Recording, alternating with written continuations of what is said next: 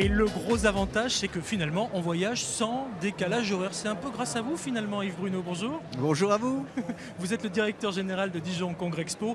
Vous nous accueillez ici au Parc des Expos. On fait la foire jusqu'au 12 novembre. Nous, aujourd'hui mardi, on s'est dit, bon, alors pourquoi le Vietnam finalement comme hôte d'honneur? C'est une très bonne question. Pourquoi le Vietnam? Écoutez, vous allez avoir la démonstration dans un instant avec Mi. Voilà, le Vietnam, c'est une cuisine extraordinaire, diversifiée, mais c'est aussi un beau folklore, c'est aussi un bel artisanat. Ce sont des gens sympathiques qui aiment la France et nous aimons le Vietnam. Donc tout était réuni pour les accueillir. Au-delà du pays, on rappelle quand même que c'est l'un des événements majeurs en Bourgogne-Franche-Comté. On y fait du commerce, on y mange bien, on se délecte, on se balade. Et puis on vit, d'ailleurs on se rend compte ici, hein, on a beaucoup de monde autour de nous aujourd'hui. On se décontracte surtout. C'est vrai. On vit en amis, entre amis, en famille, on passe de bons moments et on fait, comme vous dites, de bonnes affaires. Voilà, puis on garde la banane, c'est un petit peu le leitmotiv du matin dans 9h50. Merci en tout cas Yves Bruno. Vous savez qu'on voyage aussi, hein, je vous le disais. Il y a le Vietnam, certes, mais il y a surtout Amélie Doué qui est là-bas pour nous. Alors ça, c'est un vrai plaisir parce que je crois que ce matin, on va découvrir plein de belles choses avec vous, Amélie. Exactement, Pascal. Regardez, nous sommes ici au Vietnam. Je suis en compagnie de Eileen Lê qui sera notre guide ici sur ce stand. Le stand, il fait à peu près 1000 mètres carrés. C'est la représentation de la culture, l'artisanat, les exposants. Mais pour que vous compreniez un petit peu mieux tout ce qui se passe ici, je vous propose de regarder d'abord un petit reportage avec des images qui nous ont été gracieusement données par le Centre culturel du Vietnam en France. On regarde, on se retrouve tout de suite après.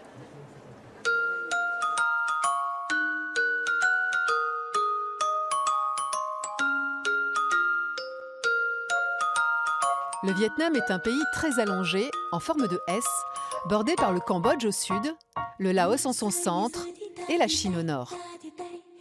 Sur 330 000 km², soit la moitié de la superficie de la France, vivent 93 millions d'habitants issus de 54 ethnies, répartis dans 3 grandes régions. Au nord, le Tonkin, dont la ville principale est Hanoï, la capitale du pays. Au centre se situe la Nam, c'est là que se trouve Hue, l'ancienne capitale impériale du Vietnam. Enfin, au sud, la Cochinchine abrite Ho Chi Minh Ville, autrefois appelée Saigon, et qui est aujourd'hui la plus grande ville du pays. Le Vietnam est une république socialiste dans laquelle un seul parti est autorisé, le Parti communiste, qui contrôle toutes les institutions politiques du pays. L'économie vietnamienne est dominée par le tourisme, qui représente près de 40% de son PIB. L'an dernier, 10 millions de personnes venues des 4 coins du monde ont visité le pays. Au premier rang des sites visités, la baie d'Along.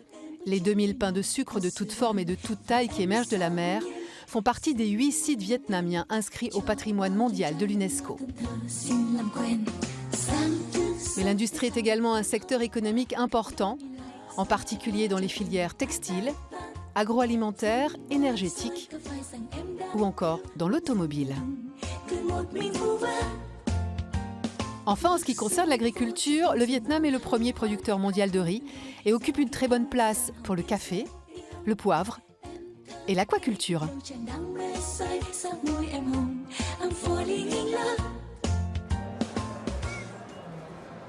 Eh bien, Eileen, après ce petit tour du monde, enfin non, ce tour du Vietnam en reportage, nous sommes ici devant des petites poupées. Elles représentent les ethnies qui sont présentes au Vietnam. Il y en a combien des ethnies? Nous avons en tout et pour tout 54 ethnies. En fait, il y en a une ethnie principale qui est des Viet, qui ce sont en fait des Viet ou des Kings. Et puis après, vous en avez 54 qui vivent, comme je vous ai déjà dit, tout le monde sait peut-être déjà, si vous voulez, nous avons 2 plaines. Une plaine du nord qui est le delta du fleuve Rouge et la plaine du sud qui est le delta du Mekong où habitent les Viet. Après, vous en avez sur toutes les montagnes du nord, ce qui est une excellente destination touristique d'ailleurs, parce qu'on va les voir. Ils ont tous des tenues traditionnelles. Par exemple, là, vous voyez, là, c'est une tenue de l'ethnie King des Viet, donc la principale. La principale. D'ailleurs, nous allons découvrir tout à l'heure par la danse. Oui. Et puis après, par exemple, là, c'est une ethnie qui est dans le centre. Une ethnie du centre, voilà, on la montre. Qui est sur le plateau central. Et derrière nous, on a quelque chose de plus typique, un véritable costume d'une ethnie. Ce qui s'appelle l'ethnie Zhao rouge. Vous pouvez nous en sûr. parler un petit peu? Bien sûr. Quand est-ce qu'on met ces costumes, Eline? On porte pas ça tous les jours au Vietnam quand même. Non, malheureusement, la vie moderne fait qu'on ne peut plus les porter tous les jours. Par contre, au Nouvel An, par exemple, au Nouvel An, c'est sûr, au mariage, également sur les jours de marché. Et dans cette région montagnarde, si vous voulez, en fait, il y en a un marché par semaine. Chaque village a son marché. Et puis, en fait, les gens des montagnes descendent dans le marché, apporter leur récolte, leur élevage, leur tissage également, pour pouvoir faire presque du troc. Et puis voilà, donc là, ils portent ces costumes. Alors, on va aller se déplacer de l'autre côté parce que à l'autre bout de votre stand, il y a une magnifique tenue en soie. C'est à peu près la même tenue que celle que vous portez. Eline, parlez-nous de cette tenue traditionnelle pour les femmes. Alors, en fait, il s'agit de notre tenue nationale, donc pour les femmes, que nous avons ici en exemplaire, Oui. avec donc le chapeau conique qui est extrêmement représentatif sur le Vietnam. Il s'agit donc d'une tenue qui comprend deux pièces, une pièce donc extérieure, Oui. et puis qui est fendue sur le côté, comme vous voyez là, ce qui permet en fait de pouvoir les porter vraiment avec tout type de personnes. Comme vous savez peut-être déjà, ils sont tous faits sur mesure. Ah, c'est ça. On va chez le tailleur et on se fait faire sa tenue Sur mesure. sur mesure. Sur mesure. Et il y en a 3 essayages. Trois essayages avant manger, après manger ou avant le régime? Non, c'est 3 essayages pour vraiment que la personne soit à l'aise, parce qu'en fait, si on le porte, ce serait pour toute la journée. Et maintenant, on le voit peut-être un peu plus dans les occasions de fête, encore le mariage, Nouvel An, beaucoup de gens qui portent. Et puis, on peut aussi parler, mais là, ça reste surtout à Hue, le centre. Là, vous avez notre capitale, ancienne capitale des rois vietnamiens, qui est patrimoine UNESCO.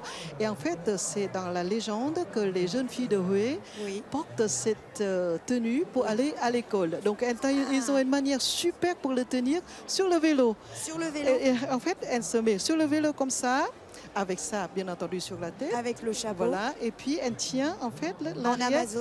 Non, non, c'est elle qui pédale et puis Ah. qu'elle porte en fait l'arrière elles comme ça, elle tient sur le guidon. comme ça pour que ça rentre pas dans la chaîne. La C'est d'une femme- race extraordinaire. Elles sont toujours très élégantes, hein, ces femmes vietnamiennes.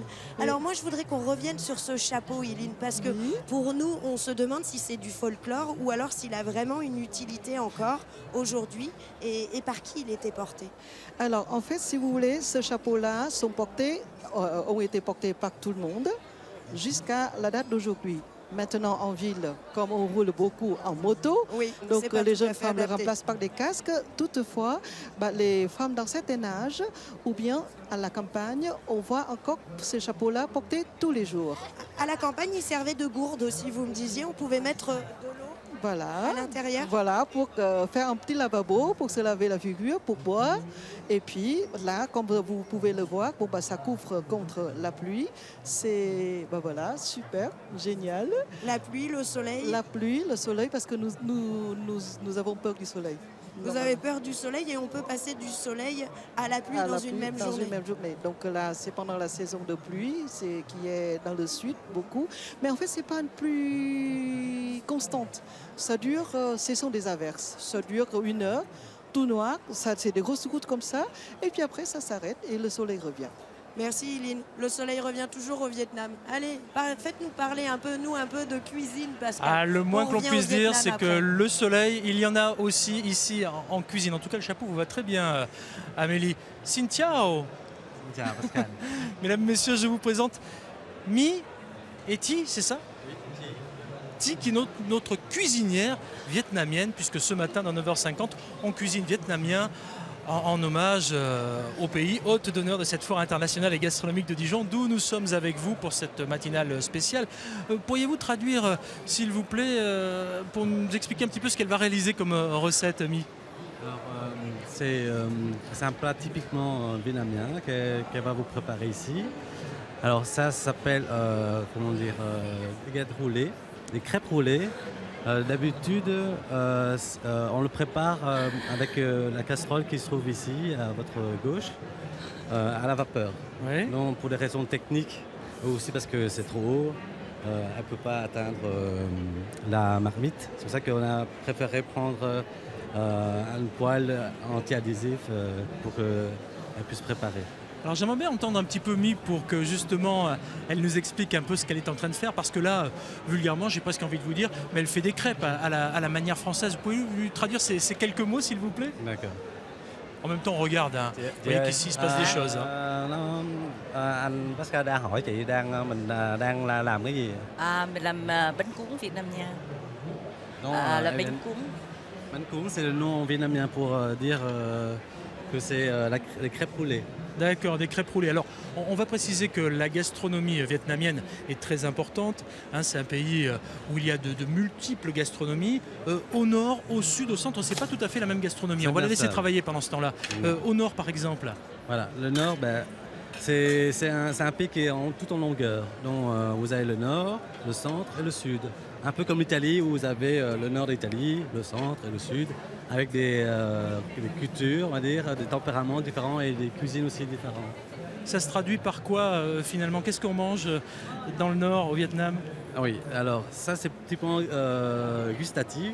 Non, par exemple, tout ce qui est dans le nord, ils mangent un peu plus salé. Voilà. Voilà. Et dans le sud, c'est l'inverse, ils mangent beaucoup plus sucré. Alors oui, parce que c'est tout à fait différent. Hein. Alors je n'ose dire le yin et le yang, mais malgré tout, ça concerne votre cuisine, le yin et le yang. Ah oui, nous, c'est le yin et le yang, le sucré et salé. Donc c'est un mariage pour le yin et le yang. Donc sucré, salé. Sur la recette que nous avons là, Oui. et qui est faite par Mi avec nous dans 9h50 le matin, là, on est plutôt sur du sucré ou du salé? Du sucré salé, comme je viens de vous dire. Donc vous avez la farce, c'est la viande hachée. Vous avez des champignons, poivrés, salés, sucrés, de l'échalote. Donc ça c'est plutôt salé. Ouais. Vous voyez. Et vous avez la sauce du Nuoc Mam, qui est la sauce qui est jaune comme ça. C'est une sauce qui est de base est salée, mais comme je vous dis que sucré salé, justement pour semer, on a mis du sucre pour que la sauce soit plus sucrée. Donc c'est toujours le mariage entre le sucre sucré et salé. Tri, est-ce que vous pouvez demander s'il vous plaît à Mi si c'est ce genre de produit qu'on déguste dans les repas de famille, parce que chez vous c'est très important les repas de famille. Vous pouvez lui demander s'il vous plaît? Oui. Chị Mỹ, anh Pascal hỏi chị cái món bánh cuốn của mình á, mình sử dụng mình ăn á, là một cái món gia đình mình ăn thường xuyên hả chị? Ça dépend. Tùy theo như là ăn chơi, mời khách, bạn bè. Oui, Cũng tùy theo người thích ăn. C'est un plat que je déguste tout le temps, non, en famille, entre amis, comme vous voulez. Mais c'est les crêpes roulées, ça se mange surtout dans le nord au matin, comme petit déjeuner. Ça tombe bien, et 9h50 le matin, depuis la foire gastronomique de Dijon. Alors on marie toutes les cultures hein. En Bourgogne-Franche-Comté. On aime beaucoup la tradition vietnamienne que vous essayez de nous montrer, alors dans des conditions un peu compliquées, on ne va pas se le cacher, parce que voilà, c'est finalement l'ambiance gargote. Parce que chez vous au Vietnam, c'est ça les gargotes dans la rue. C'est un peu comme on est installé ici, c'est de briques et de broc. C'est bien ça, donc on se débrouille. Ouais. Donc, on vient manger dans la rue, à même le trottoir. Donc on se débrouille. Ils appellent, c'est un terme plutôt anglophone, mais c'est du street food. Le street food, bien sûr, mais ça se traduit aussi chez nous en France. En plus, ça coûte pas très cher d'aller manger dans la rue. Non, justement, parce que c'est très populaire. Donc, comme le Vietnam, c'est pas un pays qui est riche. Non, en fait, c'est comme tous les produits populaires, c'est des produits qui sont bon marché, très accessibles. Bon, alors vous l'avez compris, il y a de la gastronomie, il y a aussi d'autres découvertes à faire. La preuve, nous partons pour le pavillon hôte d'honneur, le Vietnam, sans décalage horaire, sans trou d'air, avec Amélie Doué qui est là-bas pour nous pour cette matinale spéciale ce matin. Et oui, et puis nous, on a décidé de parler cuisine aussi, Pascal. Iline, elle va nous parler des nems, parce que tout le monde connaît les nems en France, mais tout le monde ne sait pas que les nems sont vietnamiennes. Parlez-nous de ce produit, Iline. Alors, donc en fait, il y en a les nems, c'est l'ingrédient pour faire les nems, c'est très simple, des feuilles de riz, parce que le riz, c'est la base. La feuille de riz. La feuille de toujours. riz. Après, on va mettre une fax dedans qui comprend les légumes, de l'oignon, des champignons, etc., crus. Et puis après, on l'enroule et puis on le fait frire. On le retrouve partout au Vietnam. Et il a partout. Il y en a, c'est un plat qu'on mange généralement en complément avec des brochettes au déjeuner. D'accord. Voilà. Donc après, vous en avez une autre variante également, des nems qu'on connaît, enfin pas des nems, c'est ce qu'on appelle, nous on appelle des counes. C'était des rouleaux de printemps, si on traduit ici. C'est-à-dire on fait cuire les ingrédients et on l'enroule dans la même feuille de riz et on le mange Cru, cette cru feuille de riz. cette fois-ci.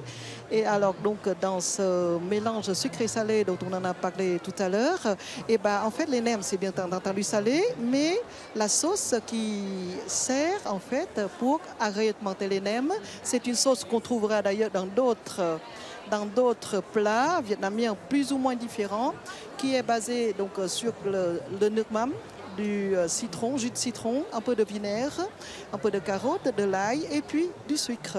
C'est pour en fait donner un autre goût du nem, parce que du nem c'est frit, Oui. et ben on donne un tout petit peu de Un goût peu de sucré, fraîcheur, de un peu fraîcheur, voilà, d'acidité.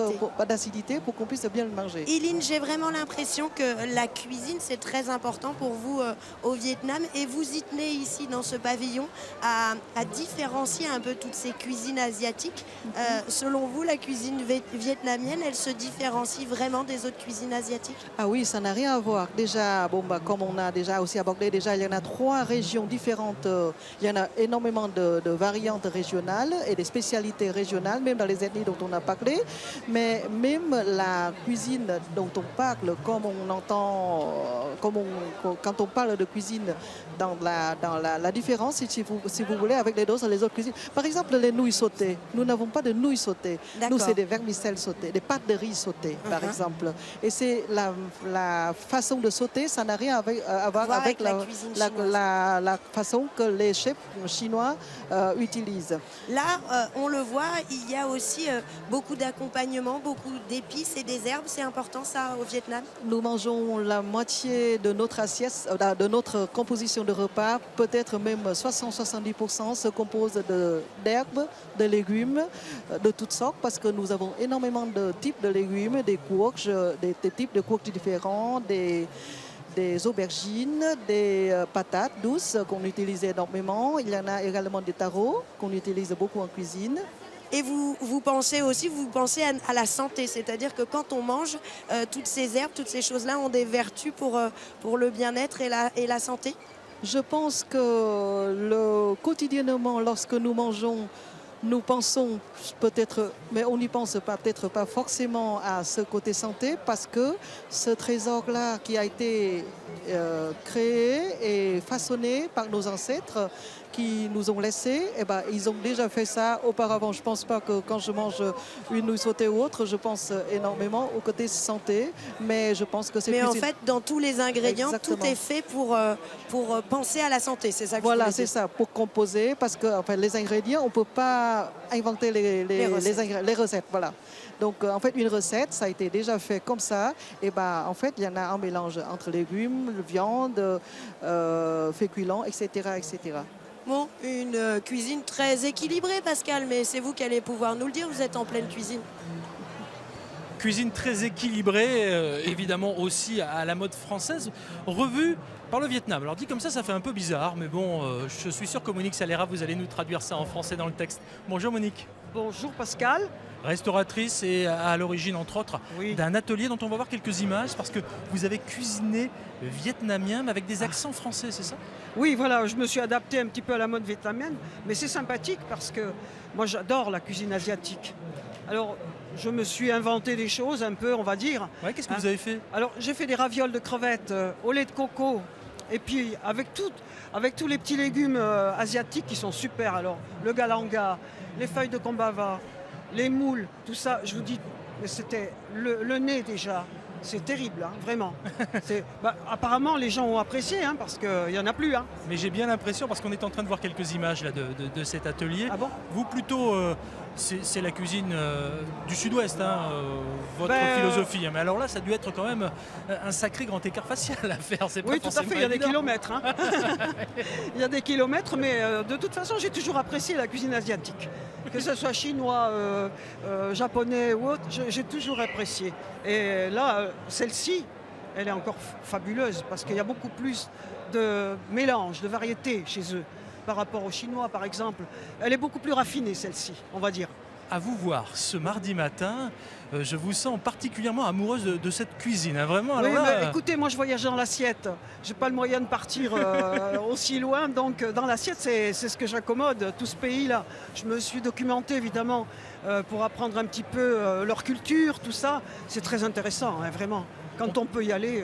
On parlait tout à l'heure avec Mi et avec Ti Oui. du yin, du yang, du sucré, du oui. salé. C'est vrai qu'on a peut-être un peu moins chez nous cette tradition en France. Ah mais attends, sucré salé, si, chez nous il y en a un petit peu quand même. Hein. Il y a beaucoup moins de yin et de yang, hein, quand Oui, même. voilà. Mais j'ai utilisé quand même du caramel dans la première recette que j'ai faite. C'était un poulet à la citronnelle avec du curcuma, tout ça. Et on ajoute un caramel. Alors ce qui fait aussi sucré-salé. Voilà. Et c'était très très bon, hein, vraiment. Monique Salera, pour ceux qui sont avec nous ce matin et qui se disent tiens, moi j'ai envie de tenter là, Oui. j'ai envie de m'essayer à une recette vietnamienne sans trop me prendre la tête, franchement. Alors, les Mais premiers ils peuvent- conseils, c'est quoi? C'est des bons épices, c'est quoi? Bon, il y a les épices et puis tous les petits légumes. Il y a la ciboule, il y a le galanga. Je ne sais pas si vous connaissez le galanga. Voilà, j'allais vous poser la question. C'est que moi, comme, je suis pas ça spécialiste ressemble du galanga. d'aspect comme ça ressemble à un topinambour. Ouais. Voilà, mais c'est très dur par contre. Il faut l'éplucher, puis le tailler finement. Et il a un parfum. Alors déjà, le nez et le goût, je vous dis pas, c'est à tuer, vraiment. Et alors après, vous avez toutes les épices. Le kombava, vous connaissez? Le kombava, un petit peu, oui. Alors, on vous utilise- dire que je cuisine toujours avec le kombava, non. Hein. Non, mais en ajouter dans la cuisson des moules, comme je fais là. Ah, c'est comme ça, hein, vraiment. Vous avez un goût. Alors, vous savez que là, on donne plein de noms, etc. Oui, oui. Mais pour ceux qui ne connaissent pas le kombava, en Ben, ils, quelques peuvent mots. ils peuvent venir chez moi, hein. Moi je Non, vais mais leur montrer. Monique Salera, on mettra quelques bons plans sur le site de France 3, évidemment, parce que vous donnez des cours de cuisine Oui. dans la capitale bourguignonne. Mais là, on rayonne Bourgogne-Franche-Comté. Oui. Et on se dit, mais on va profiter Oui. de votre talent de gastronome et de cuisinière, surtout. Alors, le kombava, c'est une agrume. Une agrume qui ressemble à un citron vert, mais qui est tout boursouflé. Voilà. C'est la différence. Le citron vert est lisse, bien vert. Kombava aussi, bien vert, mais plein de boutons, comme dit le bouton, on va dire. Ouais. Voilà.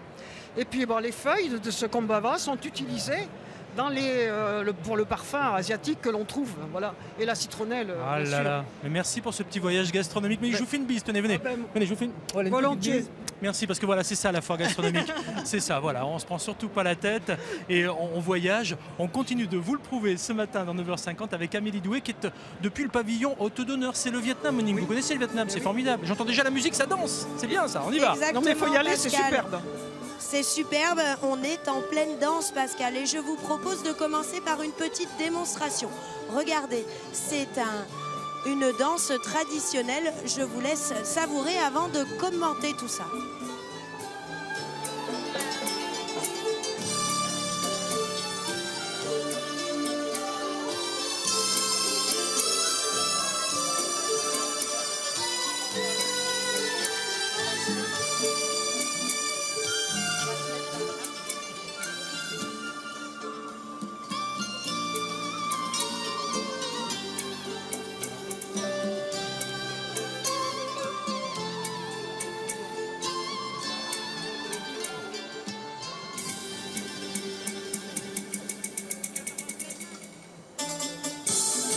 Et voilà Pascal, vous avez pu avoir un petit aperçu d'une danse traditionnelle vietnamienne.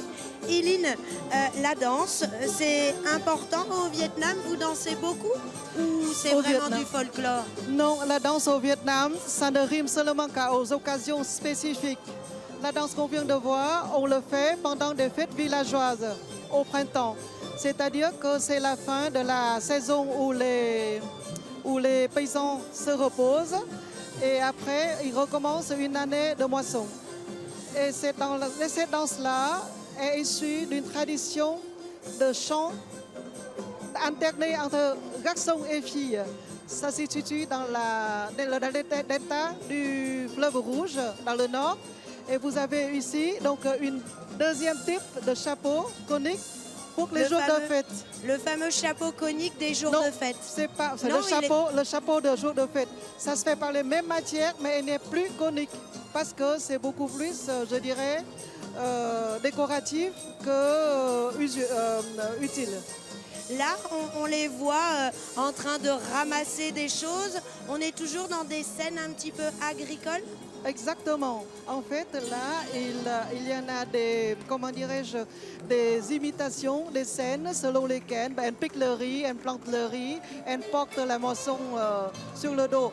Tout est encore autour du sujet du riz, qui est pour nous très très important.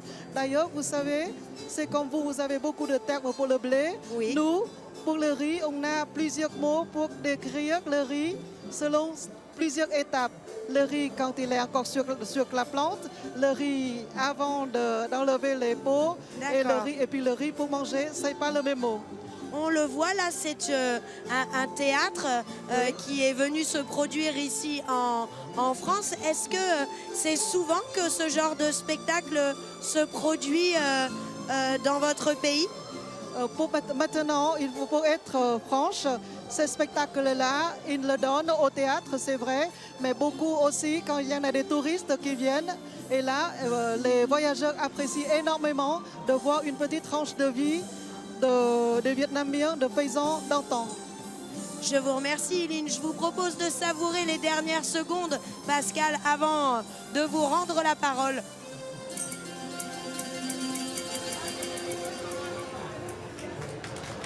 À la vôtre, Amélie, hein, c'est bien, ça danse hein, au Vietnam. C'est sympa, c'est la matinale spéciale depuis la Foire internationale et gastronomique de Dijon où véritablement tous les produits de Bourgogne-Franche-Comté rayonnent et c'est certainement pas Philippe Meyroux qui va me démentir, même si aujourd'hui vous êtes venu avec une casquette un peu particulière. Je montrais un verre de vin à consommer évidemment avec modération. C'est certainement pas vous, le président des sommeliers de Bourgogne, qui allait me démentir. Hein. Voilà, tout à fait. Vous êtes venu avec quelques liquides, quelques précieux nectars de notre belle et grande région Bourgogne-Franche-Comté. On vient de voir un petit peu de cuisine vietnamienne. Quels sont les vins qu'il faudrait marier idéalement, les vins de notre région tant qu'à faire? Voilà, donc en fait la cuisine vietnamienne est très variée par rapport à sa géographie, du nord au sud, aux produits proposés dans la cuisine vietnamienne. Alors c'est une cuisine, j'allais dire, qui allie à la fois beaucoup de poissons, de crustacés par sa partie est et aussi des plats de viande, porc, cochon, bœuf, poulet. Par contre, c'est une cuisine qui peut être soit épicée, une cuisine qui peut être accompagnée d'herbes aromatiques ou voire d'épices. Et en fait, tous ces éléments vont entrer en compte dans l'accord mets et vins. Alors, la diversité des vins de Bourgogne, bien évidemment, est une carte essentielle pour ces différents accords. Philippe Meyroux, est-ce que ça veut dire qu'on doit utiliser une couleur en particulier? On a du rouge, on a du blanc, parce que vous me parlez, forcément, vous êtes le président des sommeliers de Bourgogne, de vins de Bourgogne, mais il y a aussi, je pense au vin blanc dans le Jura, etc. On peut marier d'autres vins? Oui, alors et quelle couleur? Alors en fait, ça va dépendre. En fait, si il y a un accord, j'allais dire, par rapport à l'ingrédient principal.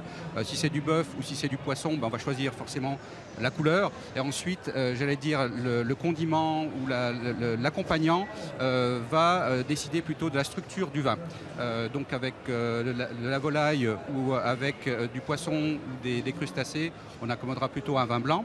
Et avec du bœuf ou du porc, on accommodera plutôt un vin rouge. Philippe Meyroux, on a vu quelques crêpes, on a vu quelques autres produits là, cuisinés avec nous dans 9h50 le matin. Pour être très concret, on prend quoi pour un petit budget? Allez, un budget normal, hein. Attention, ne sortez pas des vins à des centaines d'euros. Hein. Disons qu'avec des plats qui sont froids, avec des produits de la mer, les vins secs, vifs et nerveux ont leur avantage. C'est le cas des vins du Chablisien, d'une partie des vins également du Mâconnais. Et si on s'oriente vers des vins de la Côte-de-Beaune pour les vins blancs, des vins tels que les Océdurès, Saint-Romain vont très bien. D'accord. Très franchement, de vous à moi, c'est un budget de combien? Il faut compter quoi? Oh, des vins entre 10 et 20 euros, on peut trouver des très bons vins qui s'accommoderont avec cette cuisine. On sans va plutôt problème. taper dans quel millésime? Il y a des années particulières ou pas? Alors, pour les vins blancs, par exemple, 2014 est un millésime relativement frais, où les vins gardent de la fraîcheur et de la nervosité. Ça accompagne assez bien des produits vietnamiens qui demandent des vins qui ont du ressort, de l'éclat et de la fraîcheur. Bon, en tout cas, Philippe Mérou, moi je constate que ce matin, vous nous avez amené quelques jolies bouteilles. On ne va pas Voilà. les montrer parce qu'après c'est de la publicité, hein. Mais c'est vrai que ça donne véritablement envie. Un dernier petit conseil pour ceux qui sont avec nous ce matin et qui voudraient marier encore une fois les nectars de notre belle grande région Bourgogne-Franche-Comté avec des produits salés ou sucrés. Alors, j'allais dire, faites attention surtout avec de la cuisine épicée. Il ne faut pas réenchérir sur l'épice. C'est-à-dire qu'une cuisine épicée, très condimentée, va demander plutôt un vin un peu plus neutre, assez tendre. Et l'épice va remettre en avant le vin et le vin va calmer l'épice. Ne pas prendre un vin plus puissant que l'épice, ça va déstructurer le vin et le vin ne va pas calmer l'épice. 5 secondes, Philippe Mérou, Oui. pour me dire sur ces fameuses crêpes que nous a cuisinées Mi il y a seulement quelques minutes Oui. à 9h50 le matin, ce que nous pourrions boire, du blanc, du rouge, peut-être même du rosé. Oui. Alors, le rosé aussi, suivant la période aussi, hein, c'est un vin qui ira très bien en période estivale. Et en vin blanc, je pense qu'un Bourgogne-Côte d'Auxerre irait très bien avec blanc, avec ce plat. Merci Voilà. pour ces précieux et judicieux conseils. Philippe Mérou, le président des sommeliers de Bourgogne. Vous restez avec nous, bien sûr, parce que ça continue 9h50 le matin. Je vais peut-être manger pendant ce temps-là. Le temps peut-être de retrouver Amélie qui est dans le pavillon hôte d'honneur de cette foire gastronomique de Dijon. Nous sommes au Vietnam. Moi, je mange pendant ce temps-là, hein. À la vôtre. Eh ben, vous mangez et moi, j'en profite pour faire un petit peu le tour des stands, car l'artisanat est très important au Vietnam, Pascal. Et donc, j'ai à mes côtés Caroline Pham. Bonjour, Caroline. Bonjour. Dites-moi, si je vais au Vietnam, qu'est-ce qu'il faut que je ramène absolument? Je crois qu'il ne faut pas passer à côté de la laque. C'est ça, c'est ça. Donc l'artisanat au Vietnam est très important. Donc la laque joue un rôle incontestable. Oui. Sur l'artisanat Vietnam, comme j'ai dit tout à l'heure aussi, pour le chapeau conique, chaque année, vous voyez, nous, on fait voyager 4 millions de chapeaux coniques dans le monde entier. Donc la laque aussi est importée et travaillée de manière très minutieuse. Très minutieuse, Oui. on va le voir, je vais Voilà. montrer les Donc, décors, c'est vraiment fin. C'est vraiment très fin avec, là vous voyez, les fleurs comment dire en français. Je peux pas vous aider là, oui. Carolina. De belles fleurs rouges, elles sont magnifiques. Oui, les fleurs qu'on on voit dans tous les magasins à la fête du Tết, Đào, hoa đào, n'est-ce pas? D'accord. Oui, c'est ça. Et vous avez Et aussi puis, une particularité, c'est c'est- ces petits bols-là, c'est bien ça. Donc en nacre laqué. en nacre laqué à Oui, l'intérieur. oui.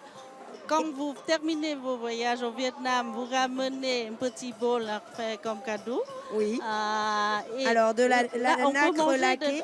on peut manger avec ce bol, mais sans mettre dans les Dans le la lave-vaisselle ou le vaisselle. micro-ondes. Voilà, C'est ça. quoi? C'est de la noix de coco? C'est noix de coco, vous avez bien dit. Bien. Voilà. Alors, Carolina, les femmes, c'est incontournable. Elles veulent absolument ramener des bijoux. Et là, devant nous, on le voit, on a Vous avez des bijoux, qui viennent de Fukuoka, l'île de sont des Fukuoka. perles? Oui, ce sont des perles qui viennent de Fukuoka, une très belle ville, une très belle île comme Corse de la France, Oui. de Fukuoka. Donc, Ce sont des perles? oui, ce sont des perles avec l'eau salée. Hein, c'est pas Des perles de mer? De mer naturelles. C'est Donc, celle qu'on trouve dans la baie d'Alon? là, ça vient de Fukuoka, mais dans Bédalong aussi, on a un atelier de perles de Bédalong. Voilà. Est-ce que ça coûte cher d'acheter des perles? Parce que chez nous, ça coûte très cher d'acheter des perles. Chez vous, ça coûte très cher. Chez nous, ça coûte moins cher, mais ça reste aussi un bijou luxueux. On va se décaler une toute dernière fois vers ces magnifiques bijoux verts à côté. Et ça, c'est le jade. Le jade, c'est incontournable du Vietnam. C'est une pierre polie. Oui, c'est une pierre polie taillée à la main. Oui. Donc, avec différentes couleurs, ça dépend de Sortez. la terre. Là où on a recueilli les lacs, les jades. Voilà. D'accord. En fonction de là où on l'extrait, C'est ça. il n'a pas la même couleur. C'est ça, c'est chaque pièce unique. Hein. Et est-ce que ça porte bonheur le jade? Ça porte bonheur. Ça porte bonheur pour surtout maintenant les femmes vietnamiennes portent plus les jeunes femmes. Hein, Les jeunes femmes en portent moins. C'est ça. Mais pour les anciennes générations, c'est un bijou très luxe. De grand luxe. Oui, de Bon, grand luxe. je vous remercie Carolina. Je vous propose Pascal de vous ramener un petit bracelet vert en jade. Ça va vous aller merveilleusement bien au teint.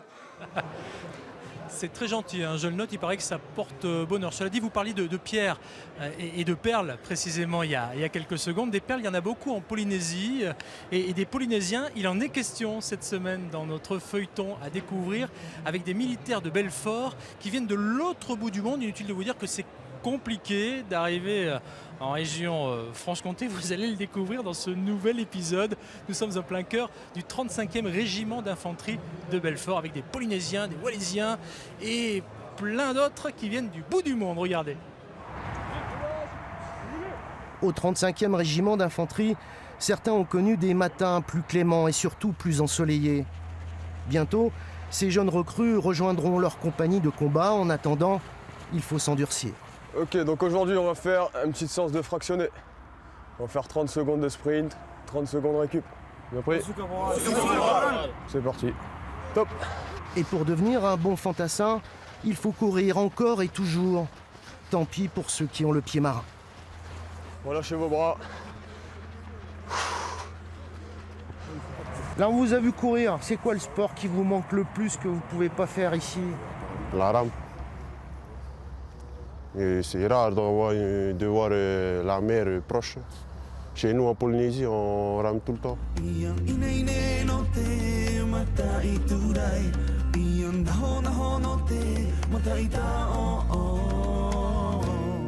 Bon, la rame, c'est fini. La rame, je sais pas. En tout cas, je vais pas arrêter. S'il faut, je vais acheter une pirogue ici et je vais ramer dans le lac. C'est ça. C'est vrai qu'ici, on a du mal à comprendre le choc culturel vécu par ces jeunes militaires. Chez eux, les traditions cimentent le quotidien de communautés plutôt chatouilleuses sur leur liberté. À Belfort, tout est différent et notamment le rapport à la nourriture. Nous, la mer, elle est à même pas 100 mètres. Si tu as envie de pêcher, tu vas, tu prends ton bateau. Si tu as envie de te baigner, tu vas. Alors qu'ici, il faut payer, il faut des papiers. Ici, on ne peut pas se baigner, ici, c'est pollué. C'est pour chercher à manger. C'est pour nourrir la famille. C'est ce qu'on fait tout le temps.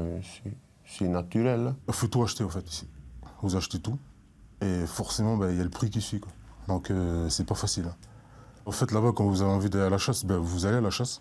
Il n'y a personne qui va vous mettre une amende en pleine montagne, en fait. Tandis qu'ici, il faut un permis de chasse. Après, les animaux, c'est pour tout le monde. C'est pas marqué que c'est... Non, c'est à lui, c'est à lui. Non, c'est pour tout le monde. Nous, on ne chasse pas souvent avec des fusils. Hein. La chasse est faite, tu cours pas derrière. Maintenant, il faut savoir tenir la distance entre le gibier et toi. Le soir, dans les chambrées, les jeunes engagés continuent à faire leur classe, c'est le cas de le dire. C'est dans ces moments-là peut-être que le sentiment d'éloignement est le plus présent. On a envie d'appeler, de... Oui. On ne peut pas aller au travail, là. On vous permet de téléphoner? Oui, quand c'est fini, on peut faire ce qu'on veut normalement. 5h30 réveil, 6h TIG, 6h30 départ quartier Friedrich pour l'ordinaire. 7h45 rassemblement, section tenue T3. Souvent j'appelle ma femme le soir et des fois je dors pas vite. Je reste avec elle jusqu'à 2h, 3h du matin. Quand je l'appelle ici, il est minuit ici et là-bas il est midi. Voilà. On a 12 heures d'écart. Question?